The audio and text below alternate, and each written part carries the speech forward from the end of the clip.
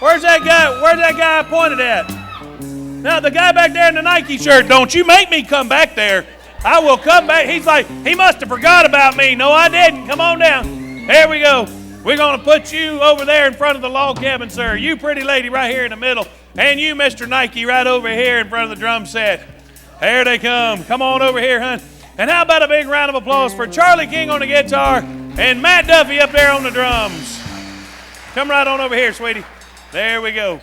Now, folks, I don't know these people. Don't be sneaking out the back door. Come stand up here. There we go. I've never met these people before in my life. Isn't that right, Bob? That's right, yeah. But I know if the whole world had their sense of humor, it'd be a much better place. Give them all a big round of applause. Now, let me ask you a question, honey. Who is that you was pointing at out there? My father-in-law. Your father-in-law.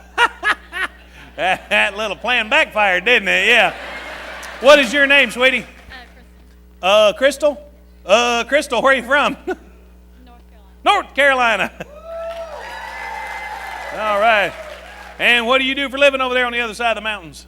My husband's in the Air Force. Your husband's in the Air Force, and you're a stay-at-home mom. All right, give her a big round of applause. Yeah.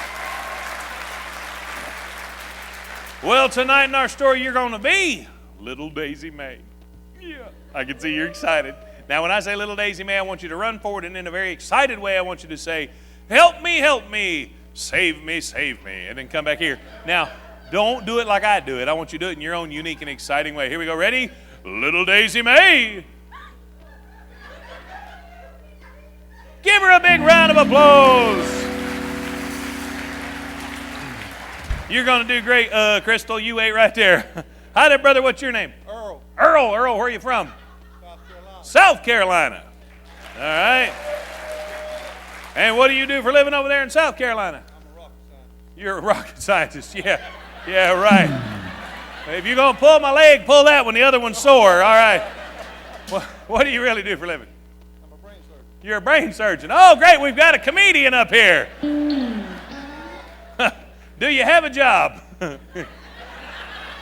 Because if you're working on your comedy skills, you're starving, and I see that's not happening. So you've been doing something to put some grub on the table. What are you doing? Construction. All right. What kind of construction do you do? Whatever you can find. All right. Do you like build houses or big buildings or what? Docks. Do you build docks? What? The kind that fall down, like out in the water. How much does that cost? What's the most anybody's ever paid you to build a dock? Come on, if you're going to lie, tell us a big one. Boy, he ain't a showstopper, but he sure slows it down. My goodness. See, the way this works, I ask you a question, you give me an answer, and I say something funny about it. You try to work on something funny, we're going to be here all night. What's the most anybody ever paid you to build a dock? $500,000. Well, you'd think you'd be dressed better than that. All right, very good. Well, all right, Earl. Well, tonight in our story, you're going to be the villain. Okay. Yeah. Now, the villain does two very important things. First thing the villain does is he lurks. Watch me. This is lurking. Every once in a while, you look at the crowd and you get one of these. And you keep lurking like that till I tell you to stop. Ready, Earl? Lurk! Oh, he's a happy little lurker right there.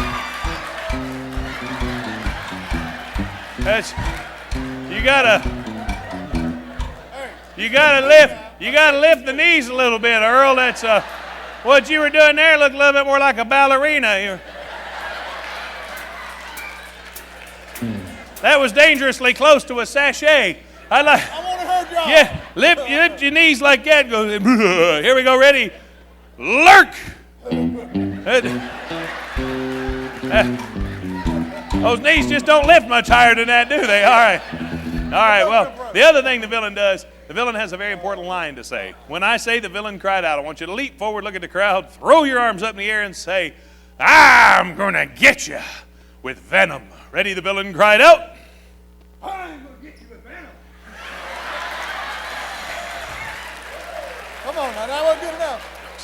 What do you want out of one person? That was That was my fault. You don't have to say the words with venom. I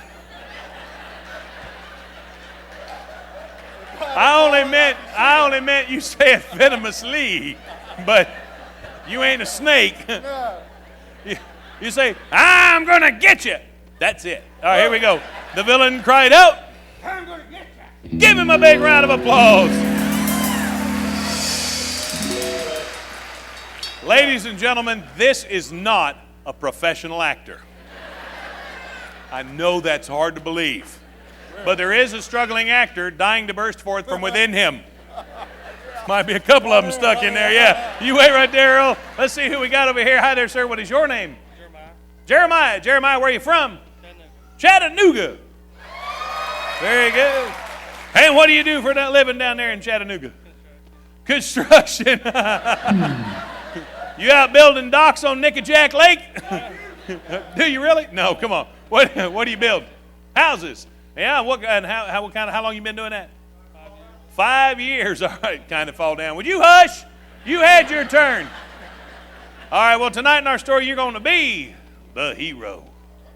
Put your hands on your hips like Superman. Now look dashing. Now when I say the hero cried out, I want you to leap forward, point a pretend pistol, and say, stop, stop, or I'll shoot. That last part's the most important part. Here we go. Ready? The hero cried out. Got one that won't shut up and one that don't know what to say. You say, stop, stop, or I'll shoot. Here we go. Ready? The hero cried out. Stop, or I'll shoot. And then do the foot thing. Give him a big round of applause. We got a great cast. We got a wonderful audience. It's story time. Folks, go back with me. Further than that, keep going. Yeah. Back to a simpler time when the mountains were clean and pristine. All this was undeveloped forest. You could hear the wind in the trees. You could see the rain falling softly in the field. Not a soul for miles, and a crazed lunatic in the holler. That didn't even really go there, Gil. I was making sure you was paying attention. And in that little holler sat a little log cabin with smoke drifting out of the chimney. And in that little log cabin lived little Daisy May. She was not yet, lady. Wait, stop, come back. Man, she's on a hair trigger, ain't she? She was sitting by the fireplace, knitting a doily for a sick neighbor. Knit, work with me, come on.